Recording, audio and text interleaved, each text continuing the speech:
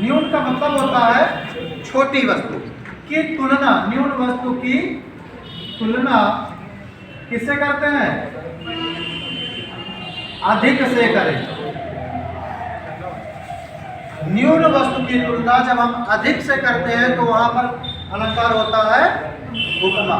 इसका जो वाचक शब्द होता है वो सा, सी, सम, जैसा, जैसी आदि होता है। जैसा, जैसी, जैसे।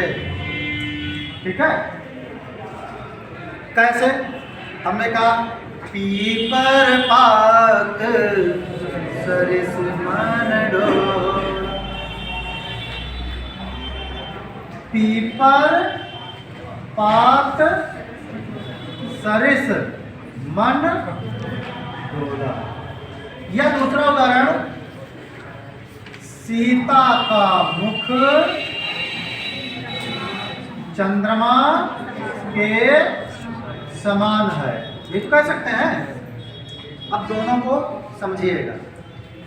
पीपर पात सरिस मन डोला, तो सरिस शब्द का तात्पर्य है जैसा। कौन कैसा डोल रहा है? पीपल के पत्ते के समान। भैया रेड सर, जरा हमको ये बताओ, इसमें किसकी तुलना किससे की जा रही है? बताइए जरा। कि जहां पर न्यून वस्तु की तुलना अधिक से की जाए, जैसे हमने कहा था पीपर पात सरिस मन डोला। ठीक। तो मन की तुलना पीपल के पत्ते से की, तो वहां पर तो तुलना कर रहा है। तो रूपक में क्या होता है? जहां पर, अब इसमें मैंने आपको उपमेय और उपमान बताया, हाँ या ना? तो उपमेय और उपमान के मध्य में इन शब्दों का प्रयोग होगा, जबकि रूपक में उपमेय और उपमान दोनों के मध्य, दोनों में भेद नहीं। अब अलग अलग इन्हें नहीं कर पाओगे। उपमेय और उपमान में दोनों में क्या रहता है? भेद रहित आरोप रहता है। जैसे चरण कमल बंदो हरिराय। चरण कमल बंदो हरिराय। अब यहां पर जो चरण कमल शब्द है ये एक में लिखा जाएगा, या अधिकतम किया जाएगा तो फिर बीच में योजक चिन्ह लगा दिया जाएगा। चरण कमल, ये नहीं कहा कि चरण जैसे कमल थे कि कमल जैसे चरण थे, ऐसा नहीं बोला गया। क्या बोला? चरण कमल बंदा होगा। तो दोनों में उपमेय और उपमान का भेद समाप्त हो गया। तो जहां उपमेय उपमान का भेद समाप्त हो जाए वहां पर अलंकार होता है। और भी है, बहुत उदाहरण इसके हैं। जैसे उदित उदयगिरि मंच पर रघुवर बाल पतंग, विकसे संत सरोज सब हर्षे लोचन भृंग, रनित भृंग घंटावली झरित दान मधुमीर, मंद मंद आवत चलो कुंजर कुंज समीर। रनित भृंग घंटावली झरित दान मधुमीर,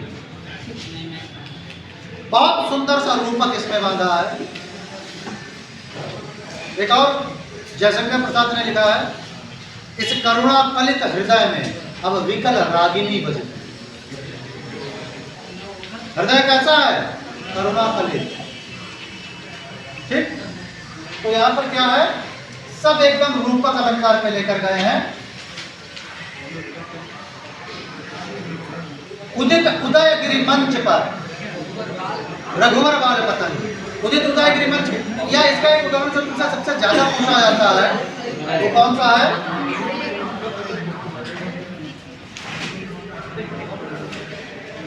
उदाहरण आपका अंबर पनघट में डुबो रही, अंबर पनघट में डुबो रही, तारा घट, उषा नागरी। अब इसमें आप बहुत अच्छा सा समझ सकते हो, ये उदाहरण कई बार पूछा गया है। अंबर पनघट, देखो अंबर पनघट में डुबो रही, तारा घट, उषा नागरी, कितना साफ सुथरा लिख दिया गया है। रूपक देखिएगा, आकाश रूपी, अंबर माने आकाश रूपी पानी का घाट है, आकाश रूपी पानी का घाट है। में डुबो रही, रही का मतलब कोई स्त्री है, डुबो रही, डुबो रहा होता तो रहता होता, डुबो रही। तारा घट, तारा माने होता नक्षत्र, घट माने घड़ा। आकाश रूपी पानी के घाट में नक्षत्र रूपी घड़े को उषा नागरी, उषा नाम की चतुर स्त्री डुबो रही है। ठीक, कितना बढ़िया रूपक है। आकाश रूपी पानी के घाट में नक्षत्र रूपी तारों को उषा नाम की नगरी, उषा नाम की लड़की, नागरी माने चतुर स्त्री, उषा नाम की, उषा, उषा किसे कहते हैं? प्रभात काल को। और जब सुबह होती है तो नक्षत्र क्या होते हैं? आसमान में गायब हो जाते हैं, तो उसका रूपक बांधा गया है। कि ऐसा प्रतीत हो रहा है कि आकाश क्या है? पानी का घाट है। नक्षत्र क्या है? तारे क्या है? घड़ा है। और उषा जो प्रभात काल हो रही है वो एक स्त्री है, और वो कर क्या रही है? आसमान रूपी घाट में नक्षत्र रूपी तारों को, नक्षत्र रूपी तारा रूपी नक्षत्र रूपी घड़ों को डुबाने का काम कर रही है। तो इसमें कौन सा अलंकार हुआ? अलंकार। कई बार आपने इस उदाहरण को पढ़ा होगा, लेकिन तात्पर्य आज समझ लो इसका, ये इसलिए रूपक अलंकार। ठीक है, समझ में आ गया? रूपक के बाद में अब चलते हैं हम लोग उत्प्रेक्षा अलंकार की। सब आपके इसी से जुड़े हैं, उपमा से ही, बस तरीका बदलता जाएगा और अलंकार बदलता चला जाएगा। उपमा की बजाय पहले देख लेते हैं प्रतीप अलंकार। अक्सर पूछा जाता है और बिल्कुल इसी पर आधारित है। कैसे? इसमें क्या करना पड़ रहा है? यहाँ पर उपमेय और उपमान में भेद नहीं था, और यहाँ पर न्यून वस्तु की तुलना अधिक से की, ऐसा था, उल्टा करो इसको, अधिक की तुलना न्यून से, वाह, उल्टा काम। अधिक की तुलना किससे कर दी? जैसे हम किसी गांव में जाएं और वहां पर कोई मंदिर देखे बना हुआ, और हम कहें अरे वाह ये मंदिर तो बहुत खूबसूरत बना है, बिल्कुल ताजमहल जैसा, तो इसका मतलब हमने न्यून की तुलना किससे की? अधिक से की। और हम ताजमहल देखें, कहें अरे वाह ये तो ऐसा लग रहा है जैसे मलिक ने अपने गाँव को मंदिर बनवाया है, तो ये बात कैसी हो गई? उल्टी हो गई ना। तो जहाँ पर उल्टी बात कही जाए, जहाँ पर उल्टा काम कर दिया जाए, उपमेय को उपमान और उपमान को उपमेय बता दिया जाए, वहां पर अलंकार होगा प्रतीप। ठीक है, कैसे? उसी तपस्वी से लंबे देवदार दो चार खड़े, उसी तपस्वी से लंबे थे देवदार दो चार खड़े। तो अब एक बात बताओ, लंबाई के माध्यम में, लंबाई के योग में कोई देवदार एक जंगली पेड़ है, पहाड़ क्षेत्र में उगता है। आपने सुना भी होगा देवदार चीड़ आदि की लकड़ी ये कीमती होती है, खुशबूदार होती है, मजबूत होती है। तो उसी तपस्वी से लंबे थे देवदार दो चार खड़े, मतलब तपस्वी इतना लंबा होता है कि देवदार की तुलना कर दी, उल्टा काम कर दिया ना। तो इसलिए यहाँ पर कौन सा अलंकार होगा? प्रतीप अलंकार। ठीक है, हमने अगर तुलना की है, हमने कहा काशी, मथुरा, अयोध्या ये नगरी ऐसा लग रहा है कि स्वर्ग हो, तो ठीक है। और कोई स्वर्ग जाकर ये कहे कि ऐसा लग रहा है जैसे हम काशी में आ गए, उल्टा हो गया ना। इस प्रकार की बात अगर कर दी जाए तो कौन सा अलंकार होगा? प्रतीप अलंकार। समझ लिया प्रतीप को? कोई दिक्कत है? आगे बढ़ते हैं। उत्प्रेक्षा अलंकार, ये भी कुछ यहीं पर का है, बस तरीका बदल देना है। क्या तरीका करना है अब इसमें? यहां पर यह चीज महत्वपूर्ण है कि जहां पर उपमेय में उपमान की संभावना प्रकट की जाए, उपमेय में उपमान की तुलना, उपमान में उपमेय की तुलना, उपमान उपमेय में भेद न करना, और उपमेय से क्या है? उपमान में उपमेय की संभावना, उपमेय में उपमान की संभावना, मतलब किसी न्यून में अधिक की संभावना को प्रकट करना। न्यून विषय वस्तु में अधिक विषय वस्तु की संभावना को व्यक्त करना। और इसके जो यहां पर क्या है? न्यून में अधिक की संभावना व्यक्त की जाए, और संभावना व्यक्त किन शब्दों से करेंगे? जन, मन, मानव, जानव, जनव, है ना, और मानव, मनव, आज ऐसे शब्दों के द्वारा इनको हम प्रयोग करते हैं।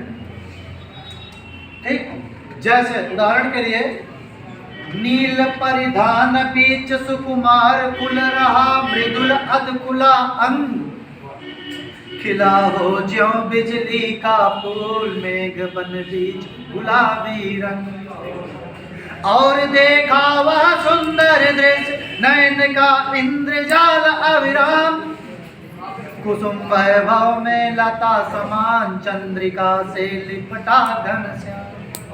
तो यहाँ पर क्या है? कहा कि नील परिधान बीच सुकुमार कुलराम मृदुल अधकुलान, खिला हो ज्यों बिजली का फूल। ऐसा लग रहा है कि शरीर नहीं है, अपितु नीले आकाश में बिजली कौंध गई। तो वहां पर क्या है? ऐसा प्रतीत हो रहा है, नहीं, ऐसा प्रतीत हुआ है, इसलिए अलंकार कौन सा होगा? उत्प्रेक्षा अलंकार। और कहां पर होता है उत्प्रेक्षा? कि सोहत ओढ़े पीत पट श्याम सलोने गात, मनम नील मणिशैल पर आतप पर प्रभात। मनम नील मणिशैल पर, शुरुआत कहां से की थी? मैं भूल गया। सोहत ओढ़े पीत पट, सोहत ओढ़े पीत पट श्याम सलोने गात, कहा मनव नील मणिशैल पर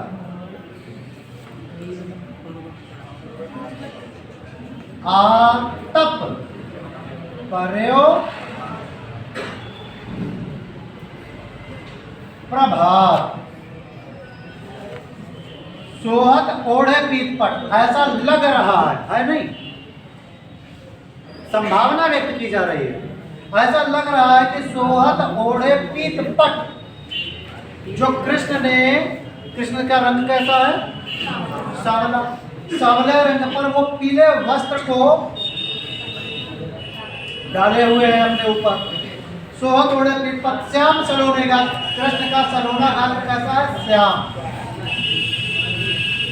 सांवले शरीर पर पीले रंग का क्या डाल रखा है? पीतांबर। इधर वीडियो देखो, जैसे ये पीतांबर डाले बैठे, पीले पीले, ठीक है, एकदम उत्प्रेक्षा अलंकार के जीते जागते उदाहरण बैठे हैं, ठीक है।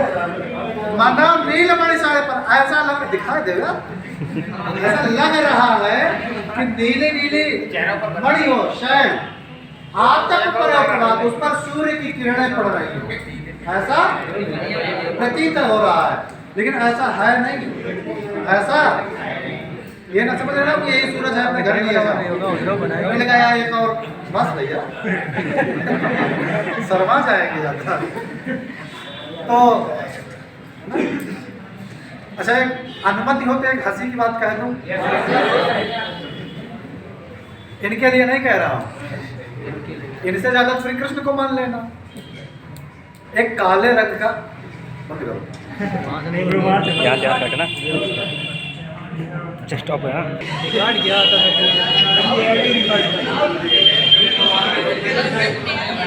वहीं से हाँ जी सर, जी सर, व्हाइट वाले से जी जी, रेड से मत करना। नहीं सर, वहीं से शुरू किया। शुरू हो गया। तो क्या बोले, मैंने कहा कि इसको रिकॉर्ड करना चाहिए था, कर लेते हैं फिर से एक बार। तो करिया नेता पहिन के पियरी, पियरी का मतलब पीली कोई जैकेट या जो भी, करिया नेता पहिन के पियरी हंसी के बोला ऐसन तनी देख पपुआ की अम्मा हम लागे धन। तो हंस के बोली पपुआ की अम्मा तुम लागत या वैसन और सरसों के खेतवा में भैंसा चाय घुसा हो जैसा। तो मनम नीलमणि सर पर ऐसा लग रहा है कि सूरज ही घुस पड़ा हो जाके, कि अंधेरा घुस पड़ा हो। तो बाबा बाबा ना कर, बाबा बोला फिर दादी बोला। उत्प्रेक्षा अलंकार समझ में आया? कोई दिक्कत तो नहीं उत्प्रेक्षा तक? ठीक है। उत्प्रेक्षा अलंकार के बाद में हम लोग अध्ययन कर लेते हैं थोड़ा सा व्यतिरेक अलंकार। कौन सा अलंकार? व्यतिरेक अलंकार। परीक्षा में बहुत पूछा जाता है व्यतिरेक अलंकार। अब व्यतिरेक अलंकार कहां पर होता है? फिर देखो इन्हीं में से निकालना है। जहां पर जो अधिक है उसको कम बता के और जो कम है उसे अधिक बताया। थोड़ा और तरीका अलग है। यहां पर न्यून को अधिक और अधिक को निम्न, छोटा निम्न बताया जाए। देखो एक चीज हमेशा याद रखना, जैसे कोई व्यक्ति है उसकी अपेक्षा हम किसी की तारीफ दूसरे की कर दें तो कोई बात नहीं। मान लीजिए हमने कहा कि दोनों लोग बैठे हैं पास पास, हमने कहा भाई आप पढ़ने में बहुत अच्छे हो, तो इनको कोई दिक्कत नहीं होगी, भाई चलो ठीक है कोई बात नहीं। हमने कहा इनसे तुम पढ़ने में अच्छे हो तो भी चलो कोई बात नहीं। और अगर हम ये कहें कि तुम बहुत खराब हो तुम बहुत अच्छे हो तो इन्हें कष्ट होगा, है ना? तो अब बात कष्ट वाली आई। इसको न्यून को अधिक बताया, अब अधिक को न्यून भी साथ हम बता दिया कि तुम बेकार हो जाए, बहुत बढ़िया। जो गलत है उसको सही और सही को ये भी भाई मतलब ठीक है। जैसे ये पढ़ने में तेज है और ये पढ़ने में तेज नहीं है तो हम इनसे कहते हैं भैया तुम बहुत बढ़िया पढ़ने में हो, चलो कोई बात नहीं कहा, चलो ठीक उत्साहवर्धन कर रहे हैं, उत्साहवर्धन ठीक है। और हम ये कहते हैं कि नहीं ये पढ़ने में बहुत खराब, तुम पढ़ने में बहुत बढ़िया, तो ये तो गलत बात है ना। ये गलत बात, यहाँ गंदी बात क्या हो रही है? क्या कह रहा है? कहा कि संत हृदय नवनीत समाना, कहा कवि न पर काहे न जाना, निज परताप द्रवहि नवनीता, पर दुख द्रवहि सुसंत पुनीता। भाव समझना। अच्छा सुनने में नहीं लग रहा है, सब ठीक ही लग रहा है, क्यों? तुम तो लय देख रहे हो, असली बात देखो गाली दे रहा है। बात बहुत खराब कह रहा है। क्या खराब कही बात? बोले सर अच्छा एक बात बताओ, किसी का दिल कोमल हो सकता है या मक्खन कोमल होता है? ज्यादा कोमल कौन होता है? मक्खन ज्यादा कोमल होता है। क्यों? दिल तो कठोर भी होता है। अभी मान लो हमारे तुम्हारी कटरी खा रहे, तुम्हारा दिल हमारे लिए बहुत कोमल है। अभी हमारी तुम्हारी कटरी ना खाए, 4 जगह बदलाव पे अरे गुरु जी पूछो ना बहुत गलत है, हम जगह का तुम कहा जाना होता है कि नहीं होता है? जो बहुत अच्छा होता है पल भर में वो बहुत खराब हो जाता है। लेकिन मक्खन जितना मृदुल है वो चाहे कोई कठोर व्यक्ति उसका उपयोग करे या कोई मृदुल व्यक्ति उपयोग करे, और आपका व्यक्ति के अनुसार दिल बदल जाएगा। इनके लिए कुछ और, हमारे लिए कुछ और। अब होना भी चाहिए, नहीं मालूम हो सबके लिए बराबर तो ठीक हूँ मैं। दिल भी सबके लिए कैसा होना चाहिए, अलग अलग तरह का होना चाहिए। तो ये क्या है, यहाँ पर क्या है, यही बात कही। बोले संत हृदय नवनीत समाना, पहले तो ये कहा, फिर कहा नहीं, कहा कभी न भाई काहे न जाना, बोले ना ये गलत बात है। फिर क्या उल्टी बात कह दी, बोले निज परताप द्रवहि नवनीता, जरा सी आंच लगी अपने ऊपर संकट आया, गलत। मक्खन पर जरा सी आंच दो, गर्मी दो, तो वो क्या हो जाता है, अपार दुख द्रवहि सुसंत पुनीता। यद्यपि दुन कोमल नहीं होता है ज्यादा, मक्खन से अधिक कोमल नहीं हो सकता, लेकिन फिर भी उल्टी बात कही। अधिक कौन है, उल्टा कर दिया ना, बुराई कर दिया। कहा निज प्रताप द्रवहि नवनीता, पहले नवनीता को बताया ठीक, अब कहा ना जो ठीक ना, अब ठीक कौन बता रहा है, किसको, संत के हृदय को। क्यों, क्योंकि पर दुख द्रवहि, जो दूसरों के, भाई खुद पर कष्ट पड़ा मक्खन पिघल गया, कौन सी बड़ी बात, दूसरे पर कष्ट पड़े वो मक्खन पिघल जाए, ऐसा थोड़ी हो सकता है। दूसरों के कष्ट से कौन द्रवित होता है, संत का हृदय, जबकि हृदय में ये गुण है नहीं। और संत का हृदय कैसा होता है, हर किसी के दुख से द्रवित हो जाता है। कोई प्यासा जानवर मिला उसको पानी पिला देगा, रोटी खिला देगा, दुखी हो जाएगा।